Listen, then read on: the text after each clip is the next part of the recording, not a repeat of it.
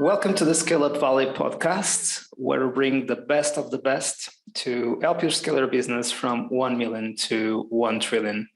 Today's guest is Amir Kaplan, the CEO at Ifeel. Amir, welcome to the show. Thanks for having me. I'm happy to be here and discuss these interesting topics. What you do and your company is very special to me because I'm an advocate of the emotional well-being and also the mental health spaces. I've talked about this several times. What is my position about how important it is to leaders and CEOs. But better than listening this from me, we would love to know more about your story and how did you win founding Ifeel. So I actually started my career in finance, accounting and finance. So the opposite of almost what I'm doing now. I worked at KPMG in consulting, audit, and worked with big companies. And actually, I came to Madrid to do the MBA from Tel Aviv, and where I met my co-founders, Martin and Gabriele, which we are super close until today. And during the MBA, we started thinking and working on what will become Ifeel after the MBA. And we did the validation. We talked to many stakeholders. And actually, after the MBA, we decided not to search for a job and go try to start a company. And things went well at the start, and we started our model, which I'll tell you more about it, but we started getting angel investments. And from that day until today, we are with Ifeel. I love it. And tell us a little bit more about the idea, about what is the motivation behind starting up Ifeel, where it is at the moment. So first of all, for me, it was super important, for all of us actually, it was super important to build a business with much more value than just generating revenues, which we are, and it's an important component, of course, but we wanted something a bit deeper with more impact on our society or people's lives at the end of the day. And the three co-founders were very aligned on this vision. Two of us came from consulting, one from operation in big, large corporation. And at the end, we felt very strongly that we want to build something with much more impact and value and to feel good about it also. And we actually built Ifeel, which is the emotional support and therapy platform for organizations and insurance companies and partners. And we are working now with the best companies in the world and getting feedback from them about changing the life of the employees actually drives so much energy into our business, because what is better than that at the end, while growing revenues, impact together. Right. And in terms for the ones who are listening, and we know that everyone wants to learn as much as possible from any guest that we bring into the show. And then, of course, we learn from each other as peers. But what is kind of the stage of growth where you are in at this moment with Ifeel? So in terms of funding, in terms of head count, even, typically from Series A or between the 1 million to 5 million ARR range, but what you are able to share so everyone listening can understand where you are at the moment. Yeah, so first of all, we have most of the work ahead of us, of course, but in general, we are growing this year 3x on our core revenue business. Congratulations. Which, thanks a lot. Incredible. And we doubled the team this year and are hiring all the time almost in different areas. And we expanded to more countries. So we now operate in 4 languages. And actually, we see ourselves as a global company, not a local company. And we work in several geos in different languages with partners and with direct customers. And in that way, we believe we are aligned to the future of work and the way large global organizations see solutions today. Even if it's an insurance company or an employer, with people in different countries, which is now very, very common and growing month over month. So the 4 languages: English, Spanish, Portuguese, and French. Exactly, and we're Spanish. adding in Spanish, so I think English, French, and Brazilian Portuguese. Thank you for repeating. Exactly, and we are adding in Q1 extra language, and we expect to add at least 2 to 3 languages in 2022, aligned to our partners' requests and for new opportunities.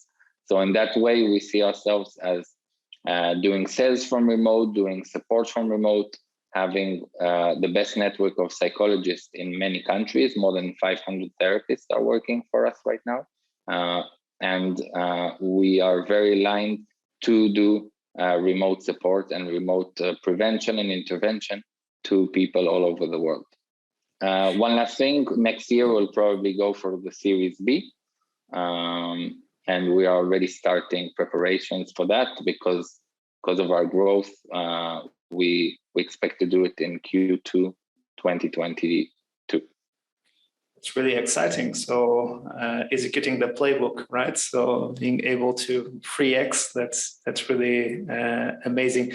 So I suspect that you have seen the acceleration of the adoption of this kind of solutions, or the needs and the problem of these solutions emerging given or accelerating given the pandemic in your case. So I know that you kind of saw 2 waves that I found very interesting, and it would be great if you could share with our community as well. Yeah, so actually in the past, we were a B2C oriented company. And actually that segment helped us scale and be very agile in the new markets where we operate. Now we are almost fully B2B. But the pandemic, it was interesting because at the first quarantine, at least the more hardcore one, right. Let's say March to May 2020, we actually experienced a lot of adoption of consumer tools, which means people were at home, they wanted to do yoga from home, they wanted to listen to music, watch videos, improve their well-being at home, and they adopted things that they can do or on their TV or on their mobile app by themselves. Going out of pandemic, and many of the organizations we are working with actually still didn't know how work will be, more office, more remote, blended. Right. They didn't know how to project their revenues, their growth of the team. Now we're seeing that in the last year, a lot of companies are starting to adapt to how to support employees in a much more advanced way. And this is something that, of course, promotes a lot our solution inside the organization. And we're seeing the best results in the industry with our corporate clients. And I can tell you that this is just the beginning, because when we talk to many of the prospects, they don't have in place anything close to our platforms yet. They have maybe other solutions, many referral solutions, but actually something that you can enter and impact in the way we do. Most companies non-US don't have, and this is very interesting right now. So that's the kind of the new gym, but the value added is even more than the gym, right? Exactly. It's we really believe you need to take care of both of them to live a healthy and balanced life. They are very well connected, and one without the other usually doesn't work. Exactly. That's a very good point, and it is well proven nowadays that the interaction between the mind and the body and how it influences each other. That's great, and I'm seeing that you are already playing in different languages, and one of the ingredients that we cover always in the different shows is really the importance of radical focus in order to scale. So it's kind of counterintuitive, but in order to scale, sometimes we need to double down on what is working instead of opening too many variables. But of course, we also need to explore new variables to find new avenues of growth. So this is quite complex to understand. When are we being focused? or maybe too focused and not agile enough and not flexible enough to approach new avenues of growth. So how are you able to keep your ICP clear, the organization focused at the same time that you, of course, are creating and building avenues for the future growth of Ifeel? Yeah, so that's a great question. I mean, when I started the company, my uncle, who is a CEO by himself of several companies, he told me, your biggest decisions will be what not to do and not what to do. And I'm learning that it was a good point, but I can also say that in our area, at the end, we help people. And because we started in the consumer world, we're not like companies in our area who started on a B2B focus. We actually already operated in 20 countries with psychotherapists all over the world. So we were kind of much more prepared for that. On the other hand, when you connect to global partners like we have, it's just a waste of opportunity to tell them we operate only in country A and not country B, while you're able to reproduce your playbook that worked in one country to the other. And actually with some of our partners, we are growing very fast because of that. Also, we have our ICP in direct sales, but we're able to identify them in a similar way in different markets. For example, we have scale-ups from different countries, and we fit perfectly into their growth and into their the issues and challenges they're facing. So we are a great solution for them. So they are kind of cross-cultural kind of organizations. If you look at the best scale-ups in LATAM, in Europe, in Asia, their culture in terms of organization is not very different, actually. And we identified them and other companies, not just tech companies, that fit what we want. And that's how we are growing, actually, without, of course, the risk that you mentioned, which is doing too many things. We're actually doing the same thing with our partners and with our direct customers, just in different geos, where we, I think, are in a great position to do operations in different countries because of our history and how we grew as a company. So in a certain way, you keep developing the platform and the core competencies, and the partners are able to adapt that platform to the needs of the local markets, right? Exactly. We use the core platform, we use our data, and we develop that while we know how to localize it to each partner or each customer in the different markets.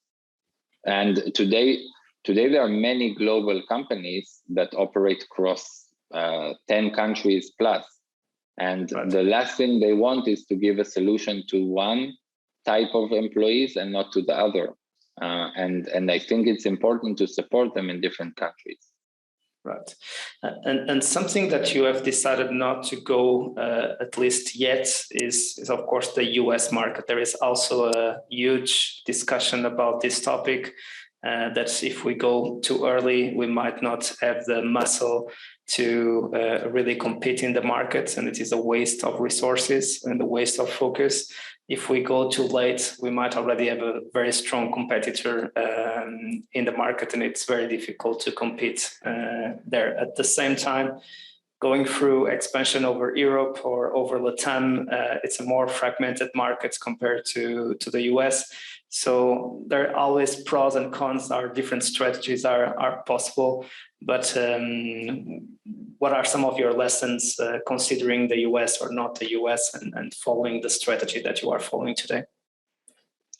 So the US market is an amazing market. And of course, in our area, it's the most developed one. As you mentioned, there are several very, very good companies already operating in there. And our thoughts will be to go head to head with them, or to build our base in other markets, which are very, very big also. But as you mentioned, they're different in terms of language, culture, and other things. So actually, from our point of view, we know we will be in the US. We'll just choose the right timing for us and the right partners. Right. That's really always the point. That's the when, right? That's a very important variable to consider. Yeah. Yeah, we have already partners operating in US. So when the day will come, we know our go-to-market there. The main thing is, of course, to be capital efficient and get to the highest results every step at a time. And we believe that when the time will come, we are going to be there. Got it. And maybe to conclude the kind of the radical focus reflection, so we didn't discuss too much industries, but we kind of saw a segment that is working quite well for you, which is kind of the scale-ups. And this is a segment that is global, as you were saying. But I believe there are other verticals that might be global, like, insurance or telcos, I don't know. And especially organizations with a lot of people. I'm thinking about outsourcing of engineers. So people that also demand good solutions from their companies and work with a lot of, I would say, know-how capabilities. So they work a lot. They are very dependent on their brains to deliver work and to produce results for their company. So it's really important for them to be in a very good shape. Of course, it's important for everyone in the world. But if someone is not having a good time in terms of brain health, it would be difficult for them if their job is very related to in terms of using their brain to work, right? I think. Sorry, you want to complete the question? Sorry, it was a very long question with some comments. I was just wrapping up saying that if you see kind of verticals that might work well better for you, and in a global space like the scale-ups. Yeah. So the funny thing was before the pandemic, I think the focus was on benefits that were more material, parties, events, right. Things that are important in company life, but how many drinks you have in the fridge of the company, and at the end the pandemic put everyone in proportion, and the focus now with talent, I believe, is to support them in the best way to do their job and to be productive and to grow. Growth and purpose is super important now, and these are things you cannot buy with the best party in the world, because at the end statistics show that 20 to 30% of Western companies, employees need assistance, mental health support. It doesn't matter which party you are going to do. It doesn't matter which trip you're going to do or these things. The material things are important, but it's not, I believe we are going to be a base solution for everyone competing in talent, not only scale-ups. Everyone that will need to compete for talent, if it's a big finance institution, if it's a consulting institution, all the people who now are fighting for talent will need to have at least a solution such as Ifeel in their basic employee benefits. That's a very good point. So let's introduce the second ingredient, kind of the world-class leadership, world-class team, or world-class culture, the different components on having a great leadership. But one of the issues that I see that are very important from Series A to Series B or post-Series A, let's say it's really moving from a founding team into a leadership team 1.0. So there are different strategies there, and some companies and some teams go into having very seasoned VPs into place. Some of those companies might bet into more junior people and make them grow and give them an opportunity. And of course, then we have a mix of both. So what are some of the lessons learned now building this transition from the founding team into the leadership team after the Series A?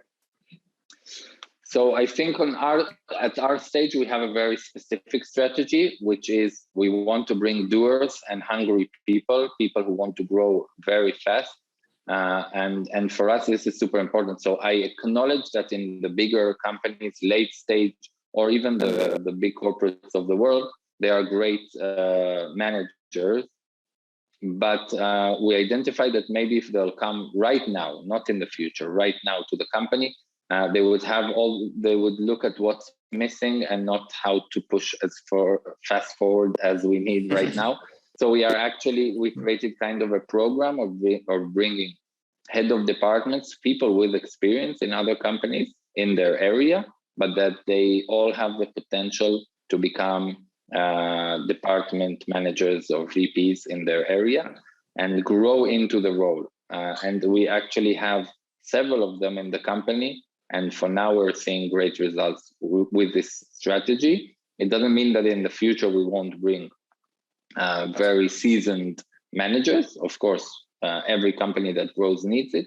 But now we chose this strategy between Series A and B.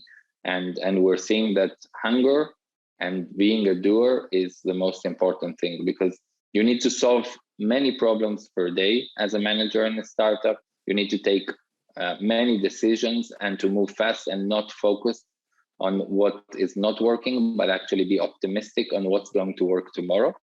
And this kind of mentality is what we're looking. Also, the people in our company are very specific. So we hire specific people that really fit our culture. At the end, we have the higher value, then we have how we do things. And these things are super important for us, more than another line in the CV. Very, very, very good points. And we always see a pain, especially with some positions at this stage, kind of the VP sales, even sometimes the VP marketing or the VP CS, translated with the head of CS, the head of marketing, or the head of sales. But typically the revenue positions, where then after Series A, the revenue starts to accelerate. And of course, the way those functions were managed before and are managed now require different skills, let's say. And going from 1 million to 3 million and then into 5 million, that's huge growth in a very short period of time to adapt the systems, to adapt the teams into the new demands of the clients, of course. So that's quite complex in general. Do you see that that's also your case? That the revenue leaders are typically the difficult part in terms of building this leadership team 1.0? Yeah, well, it's not that they are the biggest part, but there's a lot to organize in their area. In other areas, it's easier to reorganize and do things internally in the best way. Of course, here you're client-faced or all prospection or prospects-faced. And of course, they're like being much more organized and presenting yourself as a bigger company as you are, but you feel like you are still in the early stage every day, but actually you're starting to manage a lot of money and a lot of growth. So of course, succeeding in everything from pre-sale, sale to customer success, including finance, I would add, in terms of invoicing, collection, and all the things that at the end happen manually before you grow a lot, and then you need to build a department of doing all these things. These are the areas of course, there's a lot of the focus of the company in the last several months. You are right. Even not to mention also people that might need to add, in your case, almost 25 people to double your head count, and moving forward even more, it also requires some capacity to adapt to change with so many new skills that need to be learned. So that's definitely a good point. I would say that the managers need to focus a lot of their time on hiring well, all of them in all departments where we are growing, and we have a people's department that supports this process. And I would say for now, we're very lucky to have the team we have. I think that's a good point that you subtly mentioned there, which is really the leaders that are leading the different functions need to be the ones leading the attraction of new talent, and of course retaining the current talent that is in the company. And people needs to be a partner of them in that process, and not a provider of those leaders. It seems a subtle insight, but it's a very meaningful and very important one. That's how we do this. I mean, I think that maybe in the future it will be more complex to do it, which means that every head of department interviews all the people if we grow a lot as we expect. But I can say that for now, there is no person joining us without at least 2 interviews, which means that the people's team supports every department, but the departments decide who are the people who join. So you don't feed the departments. They are accountable and they have the position to choose who will join their team in order to support the growth. So we kind of discussed radical focus, which is much more related with the direction, the strategy of the company in the short, mid, long term. We also discussed the importance of really having a strong team and culture, different ways of creating or building, transforming this founding team into a leadership team 1.0. And now we also need to adapt the execution machine from one stage to other stage, kind of the operating rhythm. We agreed that we will not discuss some of the stuff that we've been discussing in other episodes, kind of the weeklies, the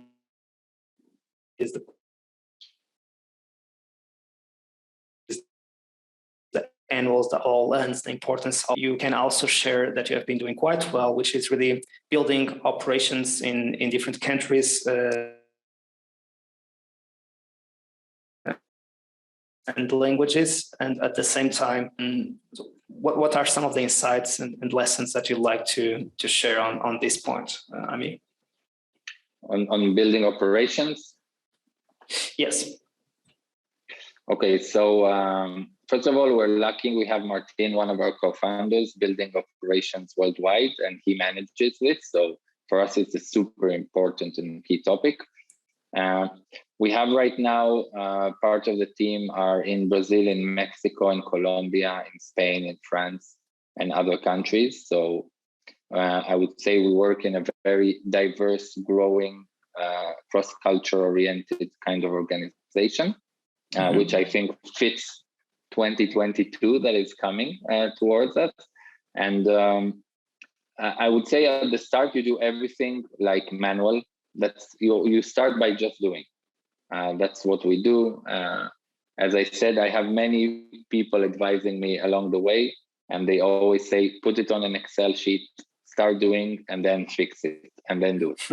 And that's our strategy. Actually, we start by doing, and that's always because things will never be perfect, and actually you learn that.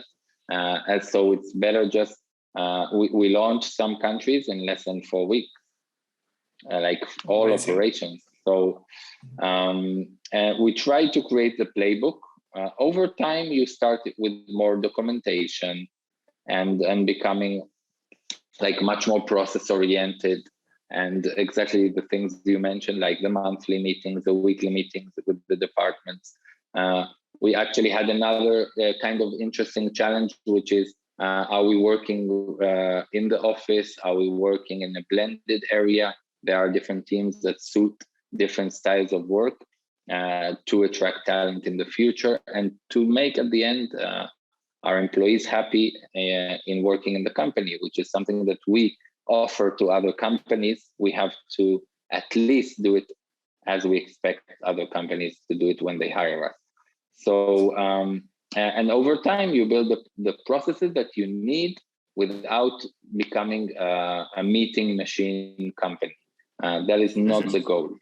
So productivity is super important. We were pre-pandemic remote first from how we operate, which means everything is in the apps of the company. Everything happens internal in communication anyway online. So even when we are in the office, everything is documented and is done as if we are remote. And in that way, no matter what happens, we are kind of more resilient to the situations that are changing and can work. We can all work from home. We can all come to the office.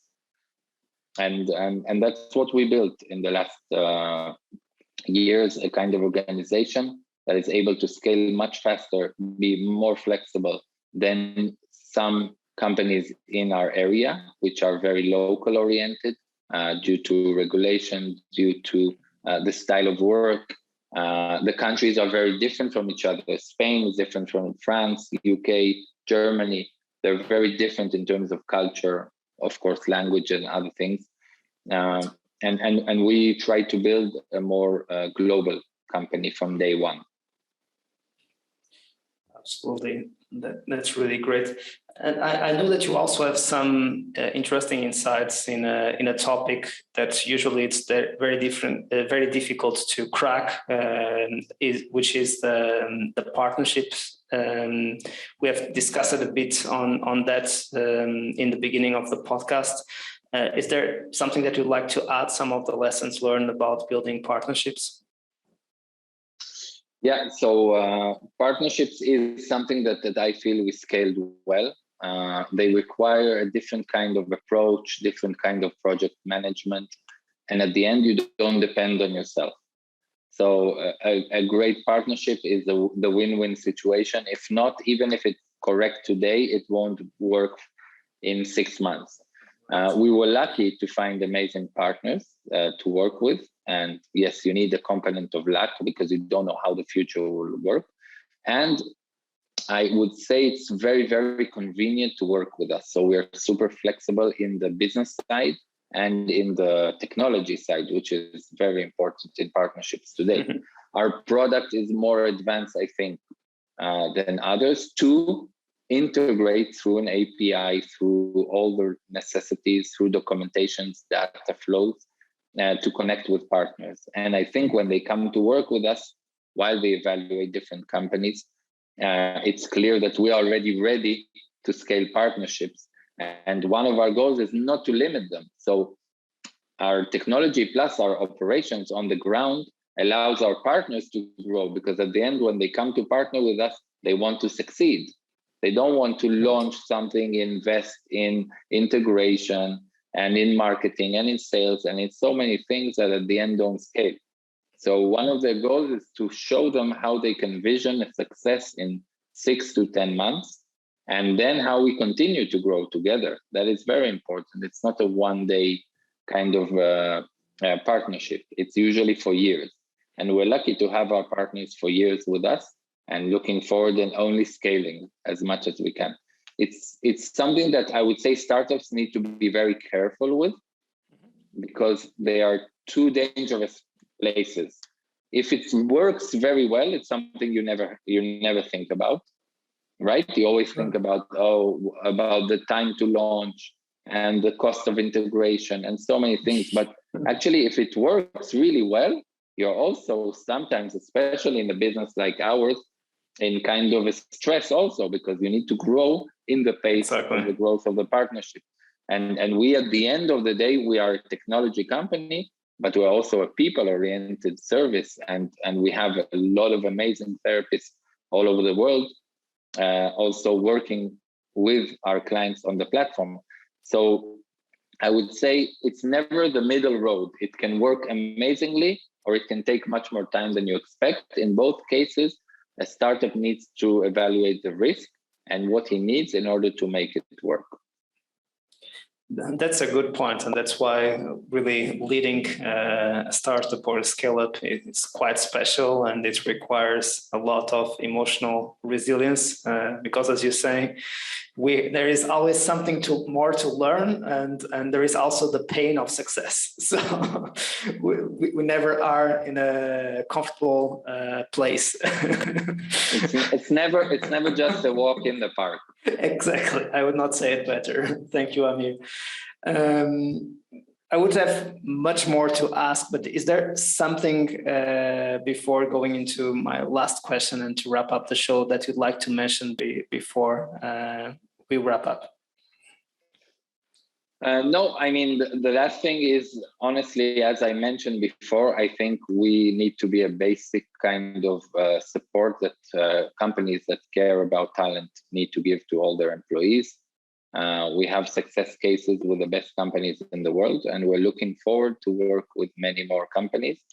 And we are here to give any information needed related to that, of course. And we hope that if it's Ifeel or other companies, that all employers recognize the importance of supporting their team members while requesting them to perform all the time in the best way. Love it. Completely support it. And if you would have the opportunity to meet your younger Amir at the beginning of this journey with Ifeel and have a coffee with him, what advice would you offer to your younger self? So to my younger self, I would say that in terms of people, trust your inner feeling because it worked. For us, it worked. Yes, you need a lot of luck, but I can say that we built the correct team in terms of that. If I needed to give to my more younger self before Ifeel, right.